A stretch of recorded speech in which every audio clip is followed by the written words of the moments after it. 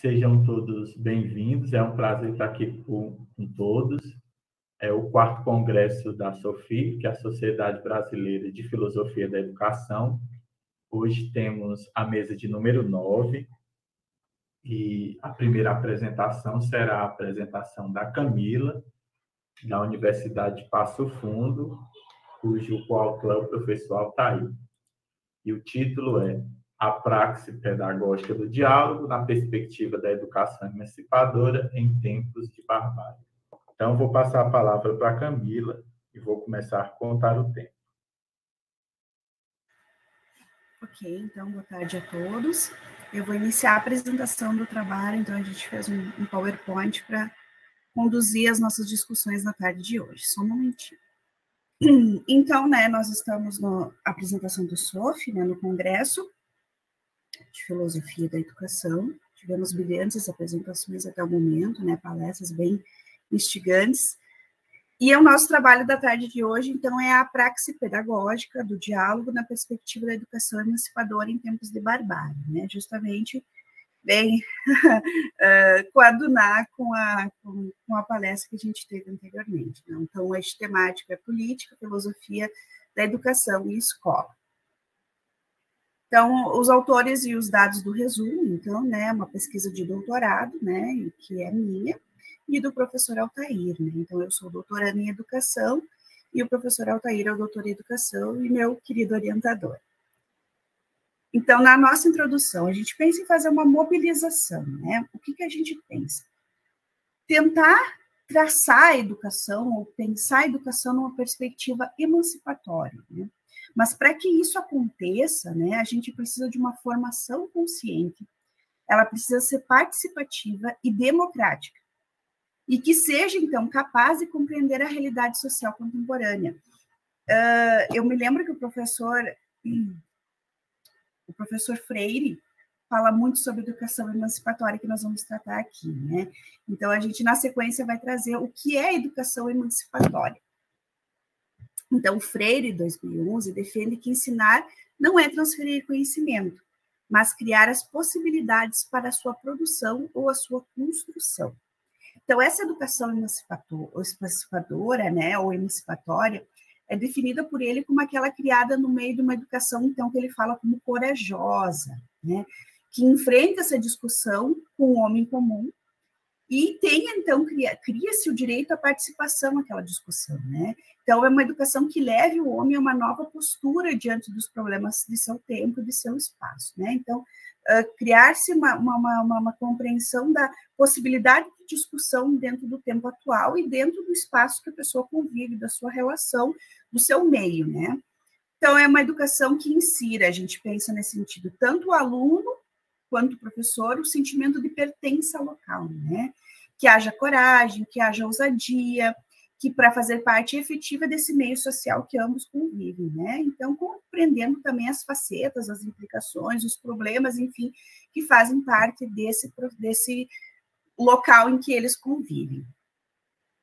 Então, o que a gente pensa no nosso trabalho? Como esse é um resumo, Então, a gente está fazendo inserções do que a gente pensa em apresentar no nosso trabalho final, Então, a conjuntura atual, A gente tem sintomas, então, de uma educação neoliberal, que é latentemente pautada, na inserção dos conceitos de mercado, do retorno ao utilitarismo, do retorno ao tecnicismo, daí a reforma do ensino médio, que não nos deixa mentir sobre o tema, As reformas educacionais, que aí a gente pode citar tantas, a BNCC, a da própria do ensino médio, que são voltadas, são criadas para esses fins, mercadológicos, com repercussão, e é uma repercussão muito forte na subjetividade, que ela vai atingir todos os sujeitos desse processo educacional, professores, alunos, trabalhadores da educação e a sociedade como um todo, E isso torna as pessoas com uma postura de um ser empresarial, um autoempreendedor, um empreendedor de si, e que é responsável pelo seu sucesso, pelo seu fracasso e também pela construção do seu capital humano, E a gente tem também uma fragilização política e democrática, E isso tem diversos ataques, diversas formas na consolidação, principalmente, do processo democrático e da democracia no nosso país, né? Então, um olhar mais atento percebe-se um processo perverso de instrumentalização da educação e que tende a barbarizar, né, as relações humanas e produzir relações antidemocráticas que fragilizam a escola como um todo, os processos formativos. Frente a essa realidade, é necessário, então, a gente defender uma escola pública como um locus fundamental de formação humana integral, não uma formação voltada para o mercado, né? E, portanto, plenamente hábil para uma formação emancipatória. Então, uma praxis dialógica que a gente refere é um exercício que é impulsionado por meio da construção do diálogo, né? Então, um diálogo dos diferentes sujeitos educacionais, né? Então, a gente perde um pouco aquela questão de hierarquização do ensino, mas que esse ensino se construa de forma coletiva entre os sujeitos, né? Então, é voltada à formação do professor, geralmente. A gente vê muito praxis pedagógica voltada à formação do professor, mas a gente tenta entender ela aqui como uma forma de conduzir todos os processos educacionais da escola pública, né?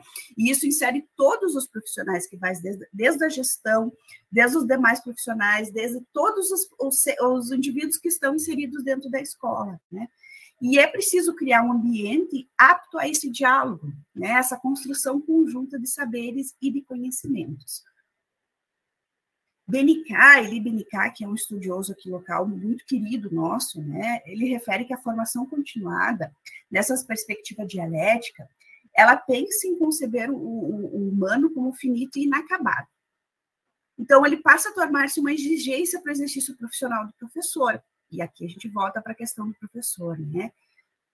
Mas ele fala nessa praxis como pela autoformação e a formação coletiva. E isso ali a gente vê claramente a questão do diálogo inserido nesse processo, né? Então, e esses são conceitos que ele traz de inspiração freiriana, né? A formação, então, ela não se constrói por acumulação, sejam de cursos, de conhecimentos, de técnicas, mas sim através de um trabalho de reflexidade crítica sobre as práticas e de reconstrução permanente de uma identidade pessoal. Então, isso é do Novo. Então, eu acho que esse processo que o Novo fala dessa formação, ela se insere para todo mundo, né? Todos os seres que são envolvidos dentro da educação pública, né? Refletir sobre os nossos atos, reconstruir a nossa identidade, mas fazer isso de uma forma coletiva, né? Para Benicá, o diálogo, então, eu acho fantástica essa frase dele, né? Significa a manifestação recíproca das pessoas através da palavra. Quem pronuncia a palavra, pronuncia a si mesmo, mostra sua intimidade, revela o seu interior, e isso revela o que foi gerado e o que cresce dentro de si, né? Então, é essa abertura, essa disponibilidade de construir, de dialogar com o nosso semelhante, né? E ele complementa ainda referindo que, ao pronunciar a palavra, os indivíduos revelam aquilo que estava oculto, né, dentro de si, de forma a revelar a sua consciência, as quais, a partir do momento de revelação, podem entrar em confronto, né? Mas é nesse sentido que essa formação docente, essa formação conjunta, dialógica, coletiva, organizada pelo diálogo, torna-se fundamental. Ou seja, nós não vamos negar o confronto de ideias, mas que isso possa ser feito de forma respeitosa e que se conduza para uma construção coletiva de conhecimento, né? Da educação contra a barbárie, a gente traz aqui uma obra que foi construída pelo Fernando Cássio em 2019, desculpa, né? Que traz alguns conceitos que a gente pensa em utilizar no nosso texto para essa construção dessa educação contra a barbárie, né? Então, o que eles declaram no seu livro a respeito sobre a educação um processo contra essa barbarização, né? Que a gente pode ver no nosso país, então, uma ideologia da aprendizagem, né? Não apenas reduz a complexidade dos problemas educacionais, mas ela também reforça aquela lógica individualista, concorrencial, do autoempreendedor, do sucesso de si, né? E leva as pessoas e as próprias instituições educacionais a se acotovelarem, né, entre si, por um lugar mais ensolarado nos rankings, né? Que é isso mesmo, essa questão da competição extremamente acirrada entre pessoas, entre escolas, entre instituições, quem é o melhor, né? Para o Adorno, essas cotoveladas, elas são latentemente uma expressão da barbárie, né? E a educação ela se torna um insumo econômico, né? Uma estratégia disciplinadora doutrinária. Né? Então, se fala tanto da escola sem partido, escola sem doutrina, mas que parece que isso se insere, né? Esses são os resultados das ações dos ultraliberais e dos ultrarreacionários, respectivamente, isso de acordo com o Daniel. Né?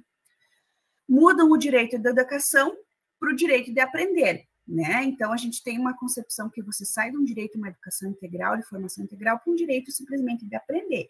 E aí você vai para a questão só da aprendizagem, né? Do aprendizado de competências, de habilidades, enfim, toda aquela lógica. Né?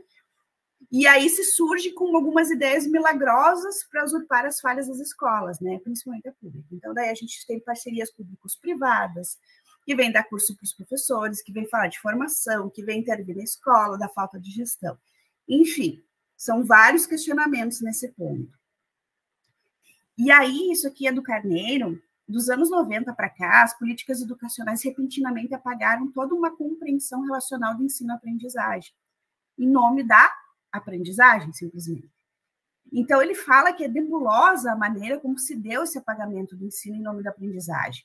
Então, aquela relação que a gente tinha, né, entre a experiência com o conhecimento, tensionada entre as estratégias de ensino, ela acaba deixando de existir, conferindo a cidadania ao polo do aprender. Desejar salta-nos aos olhos que esse apagamento de experiências estruturantes. Mais ainda, vale questionar se esse elipse sobre o ensinar não apaga também os sujeitos da educação que outrora viviam intenção produtiva com o conhecimento. Haja vista atualmente o professor, ou, enfim, o profissional da educação como reprodutor de apostilas, ou estudante avaliado por metas curriculares alheias dinâmicas das próprias salas de aula. Né? A via dupla dos processos de ensino-aprendizagem se torna a via de mão única da aprendizagem, e nessa direção, questionamos também como passar a circulação das experiências e as vidas nesse corredor. Né? O que resta do educar quando se retira o ensinar de circulação? Então, pensar a educação como possibilidade de desenvolvimento das potencialidades humanas é o nosso norte, né? Da apropriação dos saberes sociais construídos historicamente e de aquisição de conhecimentos que permitam conhecer, compreender, transformar a realidade. Porque aí a gente retorna lá no Freire que a pessoa vai estar apta a intervir na sua própria realidade, compreender ela, né? Então, isso que se faz numa educação profunda, né, que tenha todas essas potencialidades, né, desenvolva todas essas potencialidades humanas, né. E aí o Cássio fala ali, né, que quanto mais se tenta desqualificar as ideias do educador, mais a gente deseja conhecer o trabalho dele, né, que é uma coisa bem incongruente, né, que as ondas da barbárie sempre refluem resistências, né. Então, sustentar a educação emancipatória contra a barbárie é defender o processo dialógico da aprendizagem, que se efetiva ouvindo e respeitando os indivíduos, construindo conhecimento significativo para todos e de uma forma bem coletiva. E aí a gente fala também no nosso resumo a respeito do conceito de democracia. Né? Então, é claro, né, isso é um resumo daquilo da nossa pesquisa, né? E a pesquisa é um ser vivo, né, que ela vai caminhar com o tempo e às vezes ela vai sendo modificada. Então, por hora, o nosso conceito de democracia é aquele de Dewey, né, que é a democracia como uma forma de vida e que ela é pautada na experiência comum dos indivíduos. Então, isso pressupõe os interesses comuns, a interação, a reciprocidade cooperativa, e isso tem tudo a ver com a questão do diálogo, né, e na participação ativa dos sujeitos envolvidos, tanto individualmente quanto coletivamente. Então, se a educação é uma reconstrução ou organização da experiência, a experiência educativa é indispensável na construção de uma vida pautada em conceitos democráticos. Para o Dewey, ainda, a democracia é um modo de vida pessoal conduzido não apenas pela fé na natureza humana em geral, mas pela fé na capacidade dos seres humanos de julgamento e de ações inteligentes, caso condições apropriadas sejam dadas.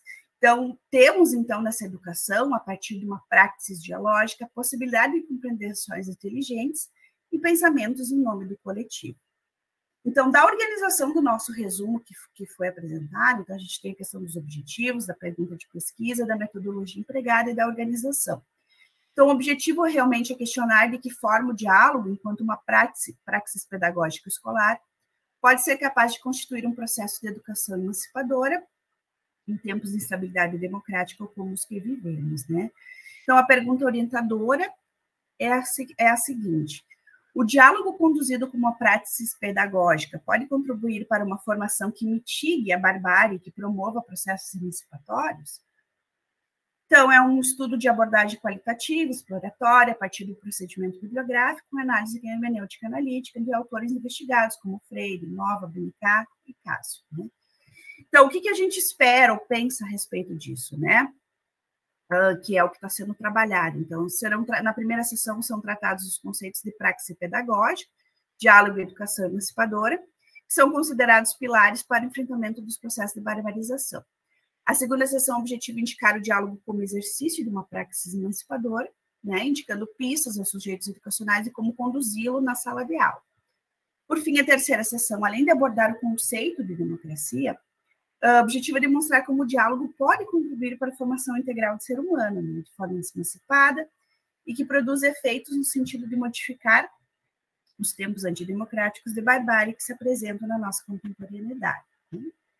Então, as referências, como a gente já listou ali, né, e que podem haver outros autores podem ser consultados para aprofundar essas discussões que a gente está propondo, né, e construindo. E seria isso. Então, nossos e-mails aqui, né, também tem um resumo.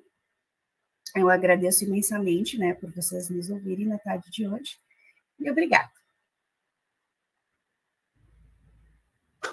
Nós que agradecemos, Camila, pela exposição clara e objetiva. Passamos agora a palavra para a Larissa, que vai fazer a segunda apresentação da nossa mesa, com o título Homeschooling, o modelo de educação para o Brasil ou ameaça à escola pública. A palavra é sua, Larissa, seja bem-vinda. Oi, boa tarde a todos. Vou apresentar aqui também o PowerPoint. O título do resumo aprovado é Homeschooling, um modelo de educação para o Brasil ou uma ameaça à escola pública. Então, faz parte do eixo temático Política, Filosofia da Educação e Escola. Os autores, então, o resumo, ele vincula-se à pesquisa do mestrado, né, minha, com o meu orientador Altair, na Universidade de Passo Fundo, no programa de pós-graduação em Educação. O homeschooling, então, traduzindo, né, educação no lar, ele tem adentrado no cenário brasileiro nos últimos anos, apresentando como ponto de discussão nefrálgico a possibilidade da existência dessa modalidade de educação, os seus benefícios, malefícios e ainda a sua existência frente aos objetivos educacionais públicos no país, dispostos constitucionalmente. O problema, então, levantado: o homeschooling ou educação escolar no lar pode se apresentar como um modelo educativo para o futuro da educação no país, sendo viável e adequado à educação da sociedade e determinando um possível fim da instituição escola? Então, como objetivo, é apresentar as possíveis deficiências da educação domiciliar e as suas consequências no futuro. Então, trata-se de uma abordagem qualitativa, exploratória, a partir de procedimento bibliográfico com análise hermenêutica, analítica, dos textos legislativos, como também de autores como Canivês, Costa, Cury e Freire. O homeschooling no Brasil. Então, ele é um tema bem recorrente, né, no legislativo brasileiro, desde 1994, que vem sendo apresentado projetos, né, uma PEC que já tramitou também na Câmara dos Deputados. Segundo a ANED, que é a Associação Nacional de Educação Domiciliar, 35 mil famílias praticam atualmente o homeschooling. 70 mil estudantes entre 4 e 17 anos, presente nas 27 unidades da federação. E, segundo a pesquisa no site, né, esse número cresce 55% ao ano. e com a possibilidade da sua inserção enquanto política educacional através de leis infraconstitucionais, a discussão tem englobado uma série de posicionamentos e manifestações, dentre as quais as possíveis deficiências da educação domiciliar e as suas consequências no futuro, a segregação social, a ameaça da escola pública, a criação do mercado pedagógico para esta modalidade, dentre outras. Então, com a chegada do homeschooling aqui no Brasil, que veio por meio de famílias vindas da América do Norte ou influenciadas por esse modelo de educação, daí veio a surgir a discussão sobre a possibilidade de ensinar em casa ou não. Considerando que existem essas manifestações de famílias no país e que acreditam que a opção de educar os filhos em casa é a mais adequada, é preciso ressaltar de início que não há leis que estabeleçam as diretrizes básicas para que esse modelo de educação seja exercido. O formato de ensino realizado em casa atualmente não é permitido por decisão do STF. A Câmara dos Deputados, ele aprovou, então, o projeto de lei 2401 de 2019, que regulamenta a educação domiciliar no país, porém, ainda ele vai ser analisado pelo Senado, que pode vir a solicitar mudanças ou alterações, daí depois volta para a Câmara, e se for aprovado, segue para sanção ou veto do presidente.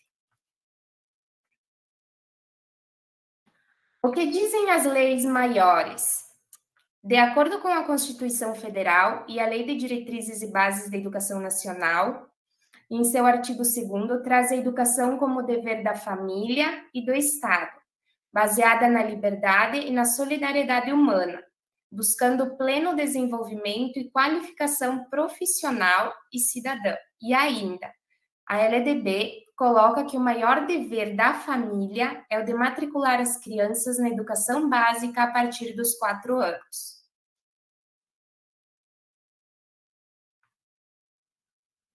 Então, de que prejuízos estamos falando ao aderir ao homeschooling? Existe um prejuízo causado em relação à sociabilidade, na vivência em comunidade e na construção do indivíduo social, bem como a falta da troca de conhecimento entre pessoas com visões diferentes de mundo. Aos adeptos a esse novo possível método educacional, bem como falta de garantia de conhecimentos e valores, né? E aí, quando eles questionam sobre a sociabilidade, né? Mas eles dizem, não, mas ele não vai deixar, né, de socializar, porque ele vai participar num clube, ele vai fazer um cursinho de inglês, ele vai ir para a igreja. Mas aí essa socialização, ela se dá de forma orientada, né, pela família. Então, que socialização é essa? E outra, de que realidade a gente está falando? Todas as pessoas podem ir a um clube, todas as pessoas, os brasileiros podem ir fazer um curso de inglês, né? Cury, 2010, afirma que a educação exerce grande influência sobre a vida humana, por estar diretamente relacionada com o desenvolvimento de capacidades, como a racionalidade e a cognição, que irão influenciar no modo como nós, humanos, inserimos-nos no mundo e agimos sobre ele.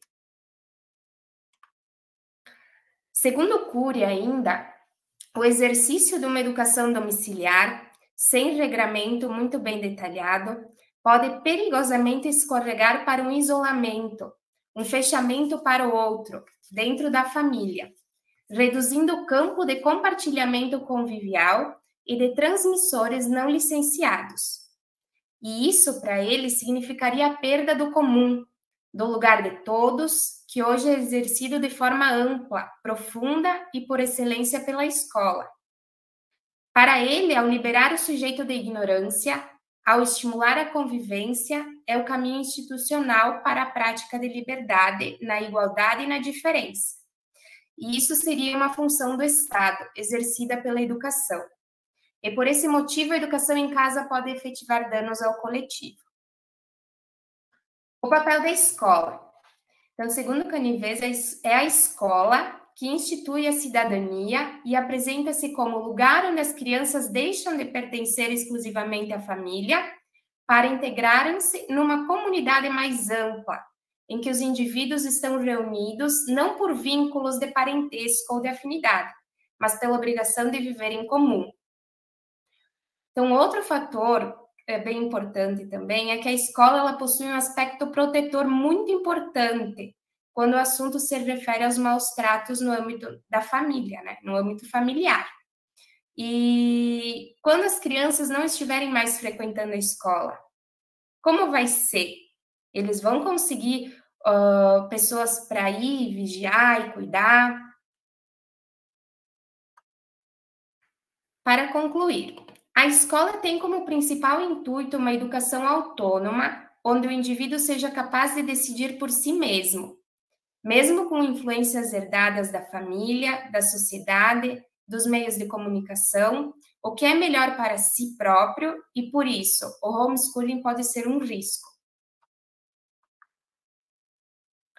Segundo Paulo Freire, se é a leitura do mundo, do indivíduo, que se antevém à leitura que ele fará da escrita, como essa leitura do mundo, da vida, se dará em famílias extremamente conservadoras?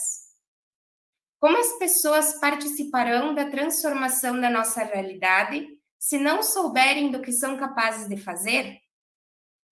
A realidade não pode ser modificada senão quando o homem descobre que é modificável e que ele o pode fazer. Aqui, então, eu apresento as referências e agradeço a atenção de todos. Agradecemos, então, a Larissa pela sua apresentação. E agora, na sequência, tem a minha apresentação. Eu pediria que, além de mim mesmo, alguém também controlasse o tempo para ficarmos mais certos disso. Eu vou também apresentar por slides. Eu me chamo Fran de Oliveira Lavina, sou docente na UFVJM, que é a Universidade Federal dos Vales do Jequitinhonha, em Mucuri, no campus da cidade de Teófilo Otoni. Então, o título do meu trabalho é Depois da Escola, Homeschooling e a Recusa do Espaço Público. A nossa hipótese interpretativa é de que a formulação atual do homeschooling está fundamentada em um modo de pensamento e ação antimoderno. Então, a defesa do homeschooling implica diretamente a questão política. Logo, sua compreensão crítica deve ser feita na vinculação entre o caráter político da educação e o caráter educativo da política. Me parece que, para enfrentarmos esse problema da formulação e da apologia do homeschooling atualmente, a gente só entende ele na sua completude se entendermos essa vinculação direta entre a questão educativa e a questão política.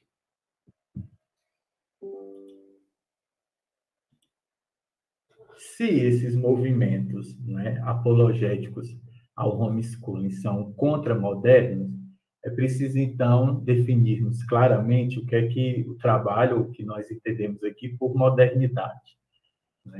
A modernidade compreendida não apenas como um período cronológico ou como um simples arcabouço de ideias, mas como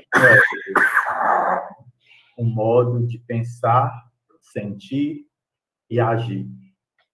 Então, em outras palavras, como um modo de ação. Atentem, nos mais diferentes diagnósticos que nós temos atualmente sobre o nosso presente, todos eles estão lastreados na ideia de modernidade, seja com a ideia de pós-modernidade, de hipermodernidade ou de modernidade tardia. Então, em outros termos, já que se a modernidade trata-se de um ethos, nós a poderíamos definir como um modo de se relacionar com o presente, ou como um modo de estabelecer o que é a nossa atualidade.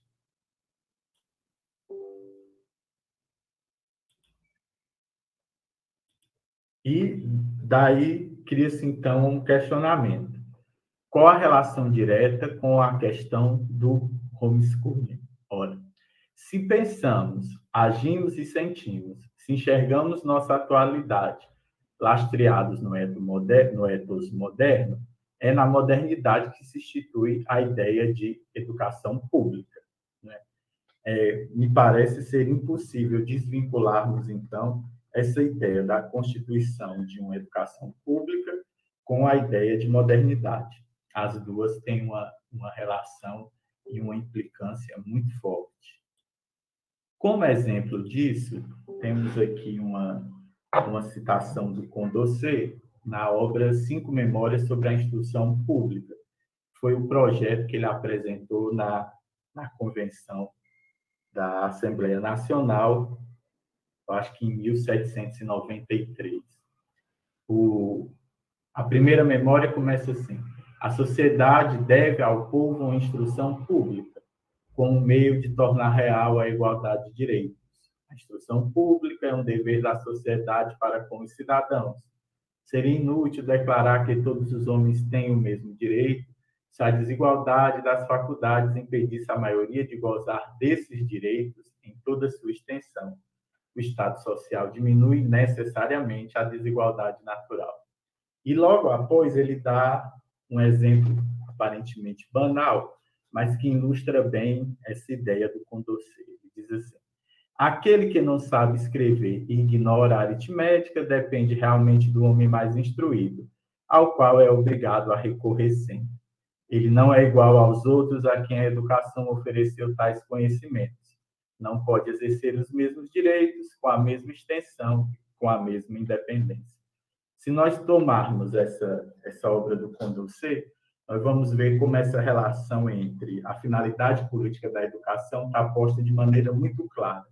Ela vem antes de tudo, antes dele pensar o modo como as classes vão estar organizadas, os conteúdos, e daí por diante. Ora, nesse sentido, se nós tomarmos como exemplo paradigmático a Revolução Francesa, a educação deixa de pertencer apenas ao espaço privado e se institui como coisa pública. Ora, o espaço privado é o âmbito das relações de desigualdade, relações entre amigos e não amigos, entre pais e filhos. O espaço público é o justo contrário, já que seria o âmbito das relações de igualdade.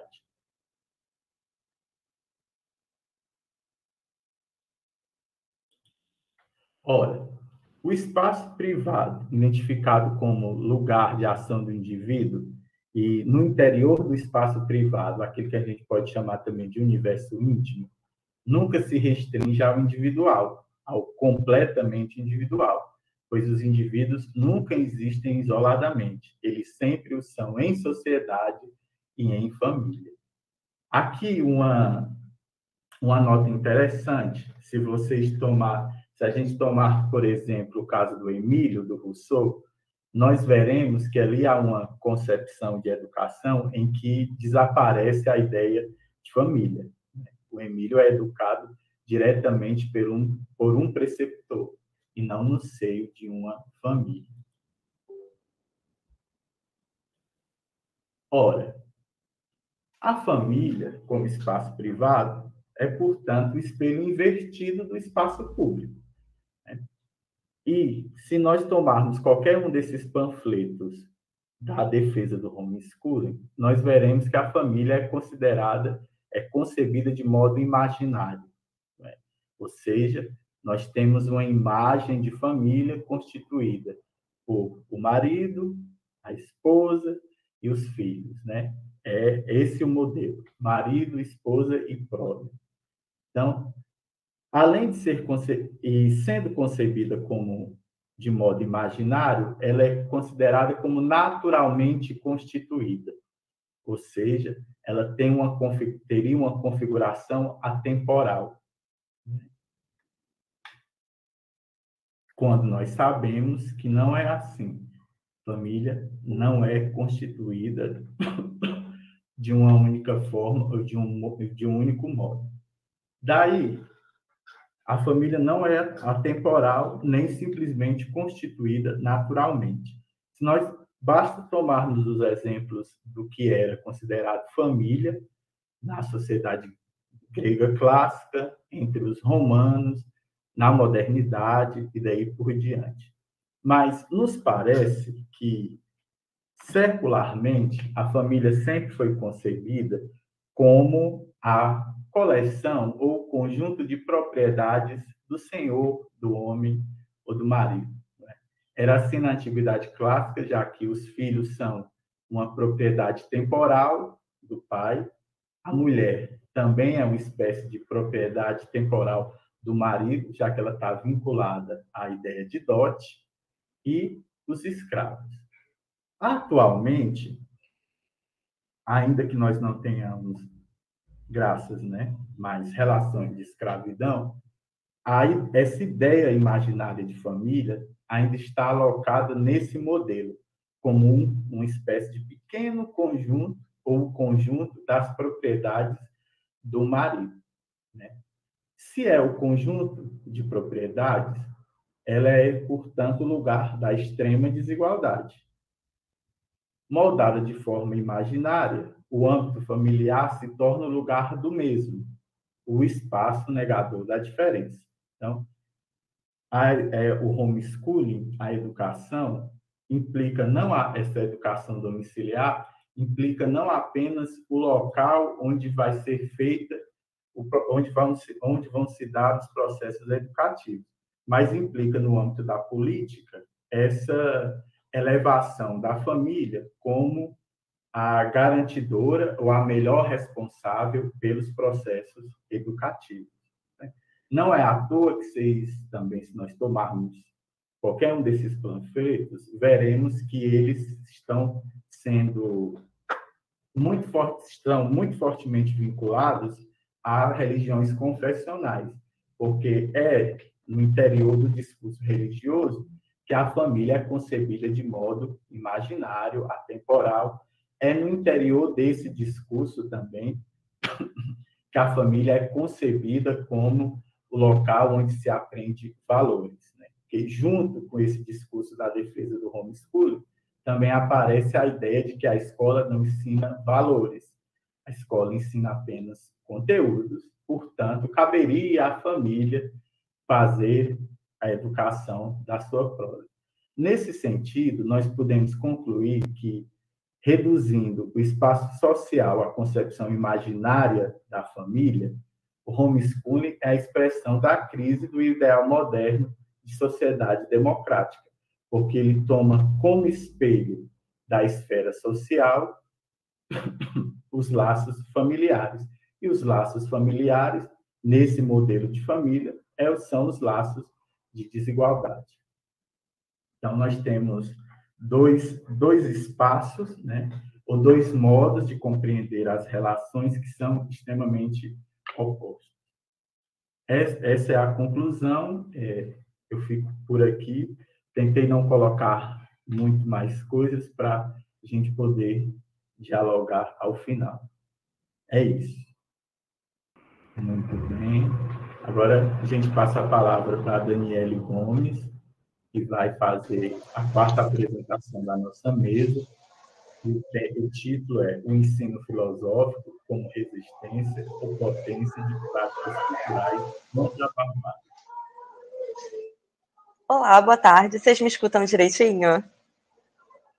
Ah, tá, tudo bem. Eu queria pedir desculpas também pelo meu atraso, porque como eu estava trabalhando mais cedo, então eu ainda estou na escola, e eu queria comentar, enfim, primeiramente agradecer a recepção do trabalho pelo evento e comentar, que mesmo a gente passando por uma pandemia, ao mesmo tempo é muito positivo a gente ainda ter alguns eventos online, porque tem a possibilidade de pessoas de diferentes lugares do Brasil estarem presentes, e particularmente pessoas como eu, que sou professora de educação básica da Rede Estadual do Rio de Janeiro, poder estar participando, sair da aula, a escola, enfim, me dá essa infraestrutura para eu conseguir participar. Então, para mim isso é muito vigoroso, e pensar também em alguma medida como a minha fala ela acaba se conectando com as considerações feitas anteriormente, seja no sentido de pensar o valor do espaço público e como isso é contributivo na formação dos sujeitos,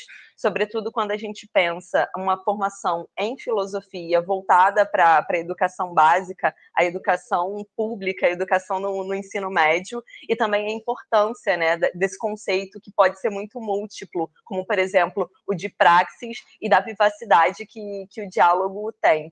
Eu vou tentar aqui compartilhar a minha apresentação. Enfim, vou ficar de olho no tempo que vocês viram, já que eu sou bastante prolixa e sabe como é que é, né? A gente sai da aula querendo falar muitas coisas e, enfim, a minha fala vai também, ela é uma espécie de desdobramento da minha pesquisa de pós-graduação em consonância com a minha experiência enquanto professora de filosofia da educação básica. Então, por isso, entender as vertentes que podem existir a partir, seja tanto de um ensino de filosofia, quanto um ensino filosófico.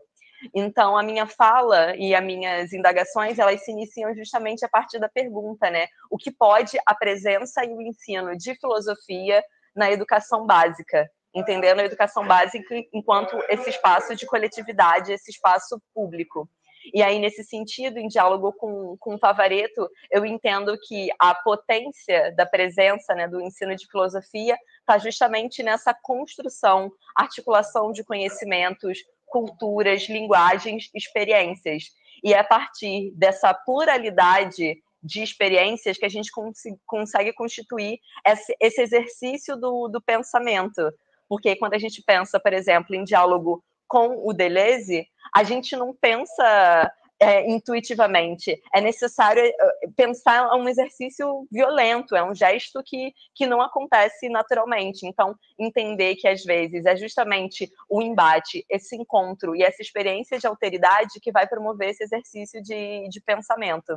E é nesse sentido que a gente consegue ultrapassar e mobilizar não só a história da filosofia, porque quando a gente está pensando as metodologias de ensino de filosofia, a partir do Galo, enfim, do Walter Kohl, a gente consegue entender que existe, sim, uma abordagem histórica, mas também é interessante que consiga haver uma correlação, né, entre as abordagens temáticas e, principalmente, a abordagem problemática. Entender que a filosofia, ela pode ser a criação de conceitos, inclusive no espaço escolar, e isso vai acontecer a partir da mobilização de problemas. Um problema que não é uma coisa externa ou dada a priori, mas um problema que vai ser constituído nessa coletividade. E é nesse movimento de quando a gente sai de uma abordagem estritamente histórica, que por vezes tem esse viés mnemônico, a gente consegue estabelecer essas correlações entre diversos temas da filosofia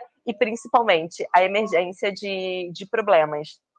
Entendendo esse contexto, eu vou partir da ideia de que a aula, esses encontros, vão ser uma criação de circunstâncias.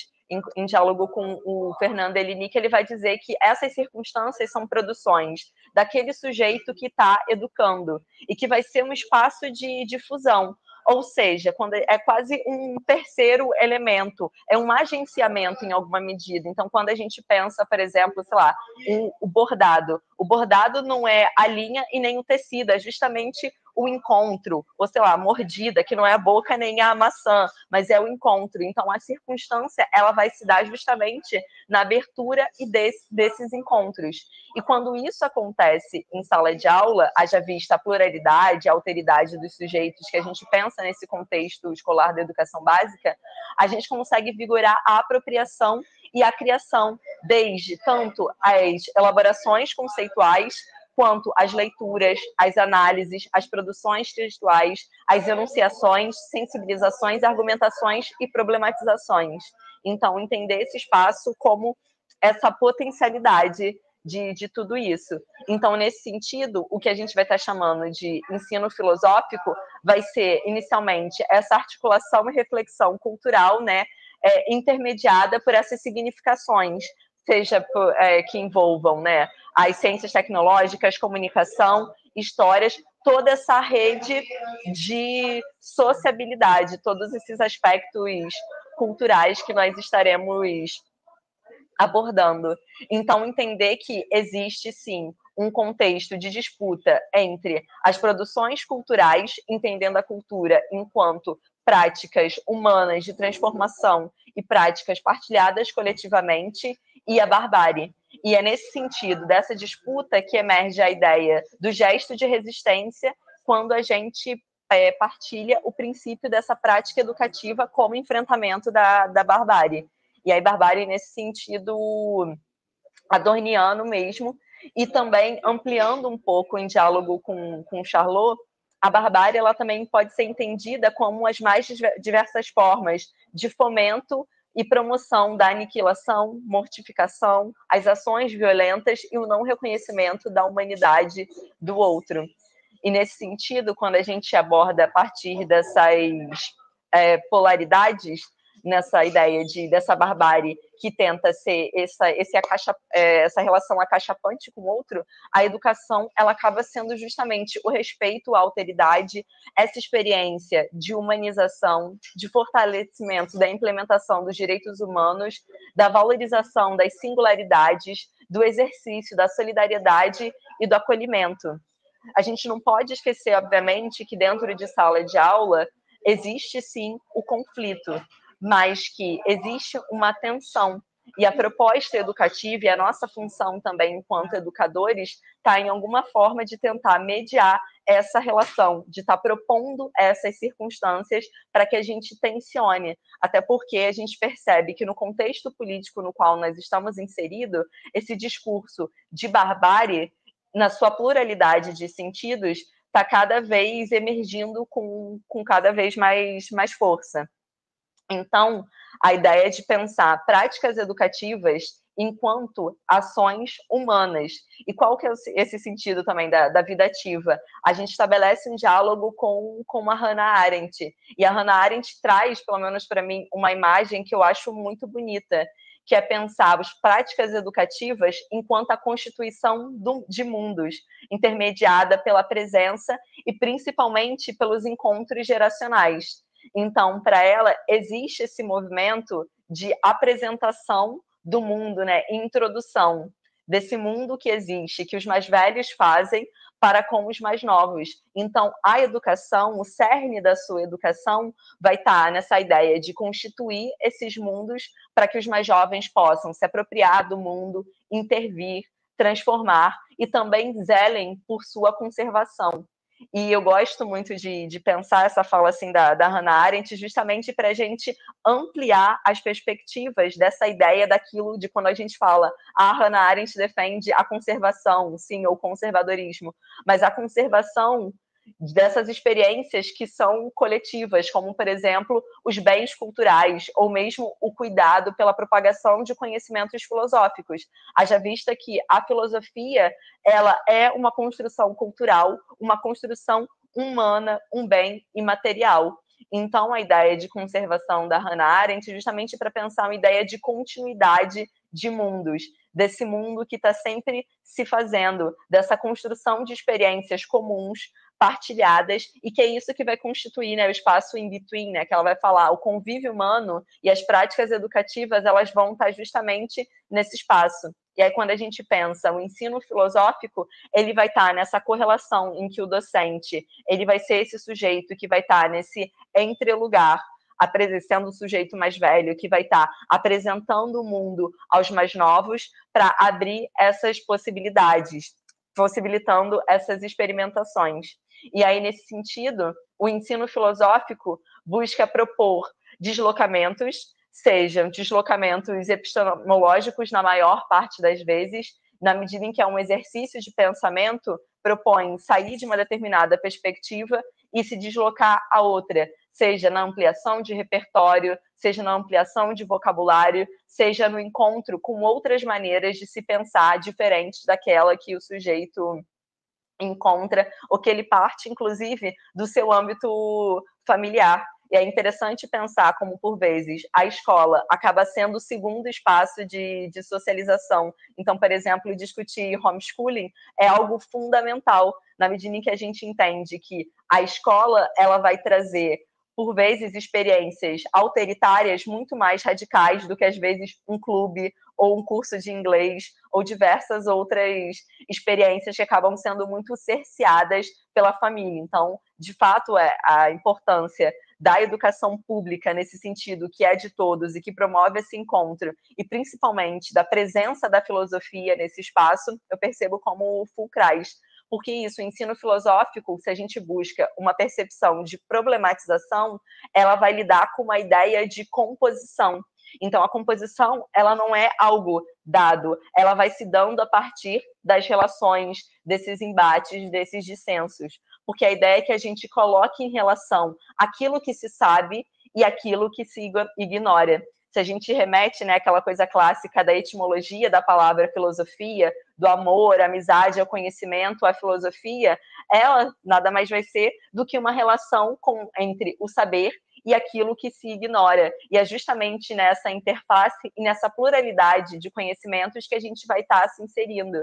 E pensar essa ideia na sala de aula também é muito vigorosa, porque, inclusive, quando a gente dialoga com uma Hannah Arendt, no sentido de entender que os saberes que nós, docentes, temos são diferentes daqueles que os sujeitos, que os estudantes têm, mas que é nesse encontro que a gente vai estar criando essa composição, respeitando essas singularidades, vivificando essas singularidades e compondo outras tramas.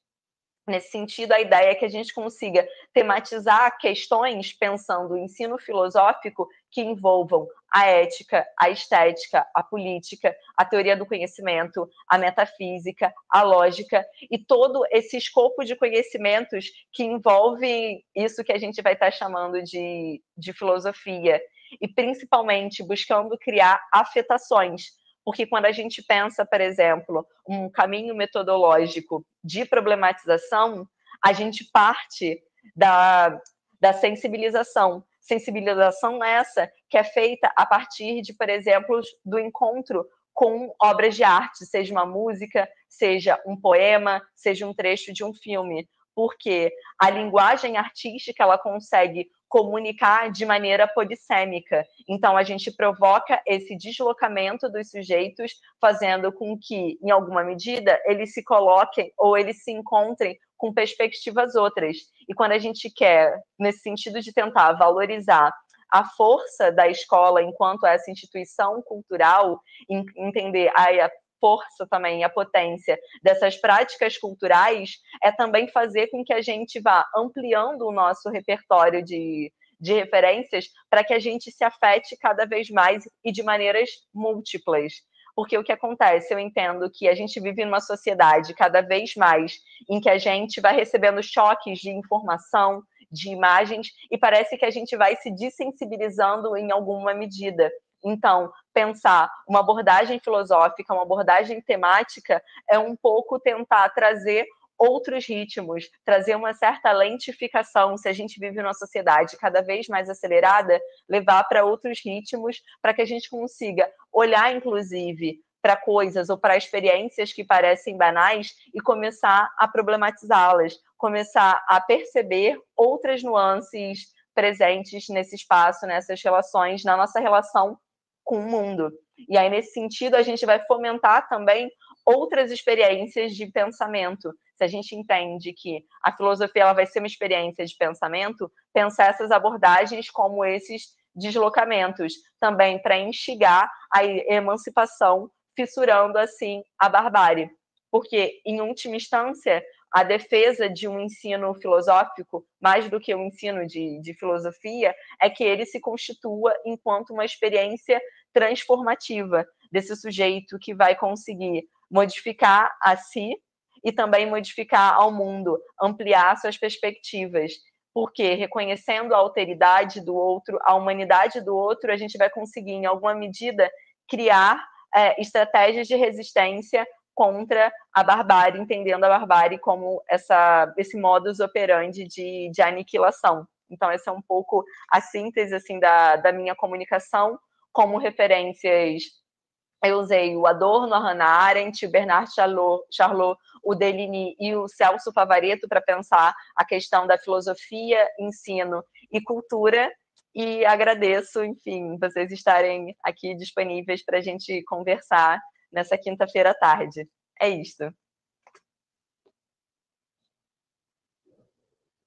Obrigado, Daniela, pela sua apresentação. E importante você estar fazendo a apresentação de dentro da escola, né? É muito significativo isso. Agora, já que encerramos as apresentações, encerra-se também as gravações, né? E que vão ser disponibilizadas posteriormente, creio eu, no canal do YouTube da Sociedade Brasileira de Filosofia da Educação.